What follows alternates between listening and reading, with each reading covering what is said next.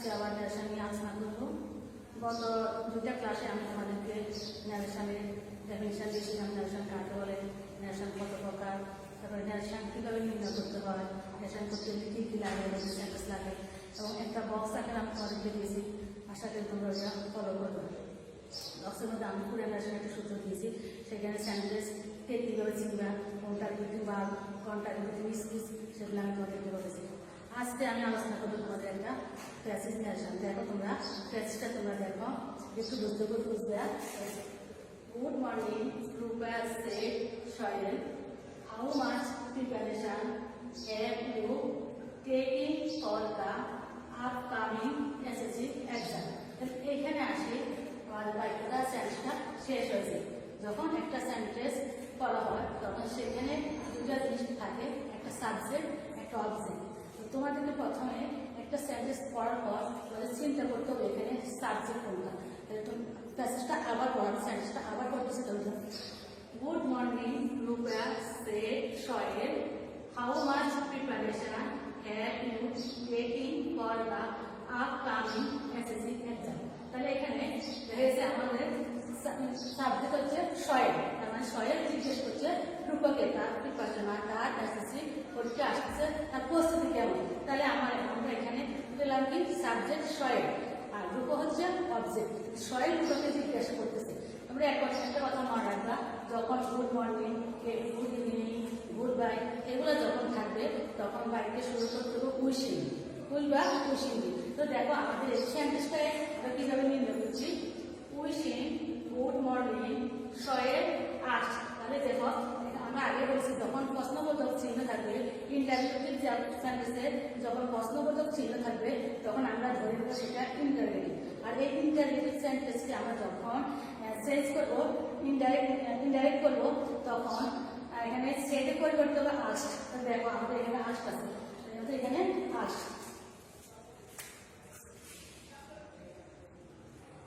সেটের পরিবর্তে হয়েছে কি। তাহলে উইশি থাকছে, তো আমাদের বলছে গুড মর্নিং বা গুড ইভিনিং, গুড বাই এগুলো থাকলে উইশি হবে, গুড বা উইশি। তাহলে উইশি গুড মর্নিং Shoaib, তাহলে আমি বলছি এখানে সাবজেক্ট হচ্ছে Shoaib। তাহলে সেটের পরিবর্তে হয়েছে আমাদের আস্ট। তাহলে সেটটা হচ্ছে যেহেতু এখানে একটা ইন্টারোগেটিভ সেন্টেন্স, এটা হচ্ছে ইন্টারোগেটিভ সেন্টেন্স, তাই এখানে সেই পরিবর্তে আস্ট। তাহলে Shoaib asked রূপা, Shoaib রূপাকে জিজ্ঞেস করলো how much preparation she had। she বলতে এখানে কাকে দেখেন, দেখো প্রিপারেশন have you, এবার কে বলতে এখানে রূপা, কে বলতে কি রূপাকে, রূপা। তাহলে এখানে আমরা তো সেন্টেন্স করার সময় যখন আমরা ইন্টারোগেটিভ করবো তখন সেখানে প্রনাউন বসে, সাবজেক্টে পরিচয় বসে প্রনাউন। তাহলে এখানে কি বলতে বলেছে রূপাকে, she। আমরা জানি যখন বারের 2 নম্বর বার থাকবে তখন সেখানে হবে 3 নম্বর বার, এবং 3 নম্বর বার চেঞ্জ করবার আগে তার আগে হ্যাড বসতে হবে। এখানে হ্যাড দেওয়া আছে, দেখি হ্যাড টেকিং। তাহলে তখন 3 নম্বর আছে ফার্স্ট পারফেক্ট ওয়াইস। তাহলে এখানে টেকিং, তাহলে এখানে দেখি হ্যাড টেকিং, তারপর যা আছে তার for the upcoming SSC exam.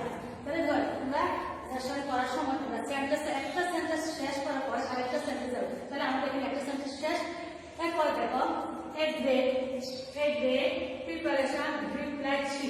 তাহলে এখানে যে পুনরায় উত্তর দিল, রিপ্লাই মানে পুনরায়, কে পুনরায় উত্তর দিল, তাহলে আমরা ধরে নিতে পারি এটা রূপা। তাহলে আমি লিখছি রূপা। তাহলে এখানে আমরা শি উত্তর দিল, এটা রূপা। তাহলে রূপা রিপ্লাই মানে রূপা পুনরায় বললো। তাহলে দেখ যখন আমরা ইনভাইটেড কমা যখন বসিয়ে দেবো, আমরা ইনভাইটেড কমা যখন আমরা উঠে দেবো তখন সেখানে ইনভাইটেড কমার পরিবর্তে কি বসে, ড্যাট বসে। আমরা একটা জানতে আমরা এখানে ড্যাট বসালাম,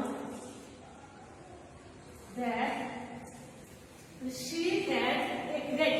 তাহলে she had, সেটা বলতে আমরা বলছি রূপাকে, সেটা বলছে কি রূপাকে, she had a great preparation। সে বললো তার কি প্রিপারেশন ভালো হলো।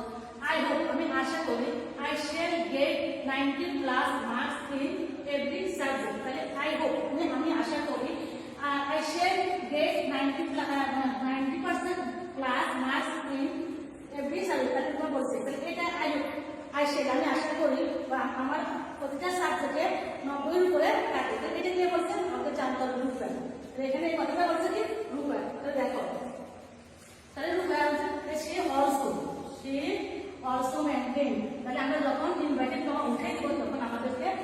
ডিফাইন করেছেন, যারা আমাদের দ্যাট দ্যাট যে শি হোপ, শি বলতে আমরা বুঝি রূপকে, রূপে আশা করছি, তাহলে রূপে she hope, she hope, she hope. তাহলে এখানে যখন এখানে আই লগে শেড করেছে, তো আই এর ফার্স্ট পারসন, ফার্স্ট পারসন লগে বলছে শেড, কিন্তু রূপ বলছে থার্ড পারসন লগে বলছে উড। তাহলে she would, she would get 9 class marks in every subject. তাহলে রূপা বলবো যে প্রতিটা বিষয়, প্রতিটা সাবজেক্টে সে 90 করে তার থাকে। তাহলে এখানে আরেকটা একটু আমাদের শেড।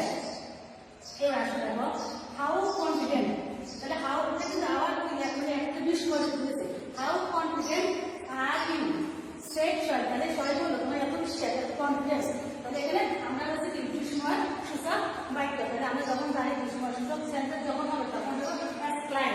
তাহলে দেখো সেট শয়, তাহলে এখানে হচ্ছে কি সে এক্সপ্লেইন, শয়ের এক্সপ্লেইন দ্যাট, তাহলে এখানে হচ্ছে কি সেভেন্টি দ্যাট শিওর। আমরা জানি এক্সপ্লেইন সেন্টেন্সে আমরা এক্সপ্লেনেটিভ সেন্টেন্স যখন দেবো তখন হচ্ছে explain with joy, explain with solve, এবং ইনভাইটেড কমা হচ্ছে দিয়ে বলবে দ্যাট। তো দেখো এখানে দ্যাট বলছে, ইনভাইটেড কমা বলতে কি হচ্ছে দ্যাট বলছে শি, শি বলতে হচ্ছে কি রূপকে, রূপা ওয়াজ, তাহলে ওয়াজ এখানে হচ্ছে আজ। তাহলে আমরা জানি যখন যখন ডাইরেক্টের সাথে আর থাকবে তখন সেটা ইনটেন্টে দেবো ওয়াজ হয়, এটা আমি বক্সে কিন্তু তোমাদেরকে দিচ্ছি, তোমরা দেখবে। তাহলে এখানে বলছে কি ওয়াজ, তাহলে শি ওয়াজ ভেরি কনফিডেন্ট। তাহলে আশা করি তোমরা বুঝতে পারছো। তাহলে আমি তোমাদেরকে ন্যাশনটা বোঝানোর চেষ্টা করছি, তোমাদেরকে প্রথম একটা ক্লাসে আমি কাকে ন্যাশন কাকে বলে সেটা দিচ্ছি, এবং দ্বিতীয় আমার যে ক্লাসটা হচ্ছে সেখানে আমি একটা সমস্ত রুল আমি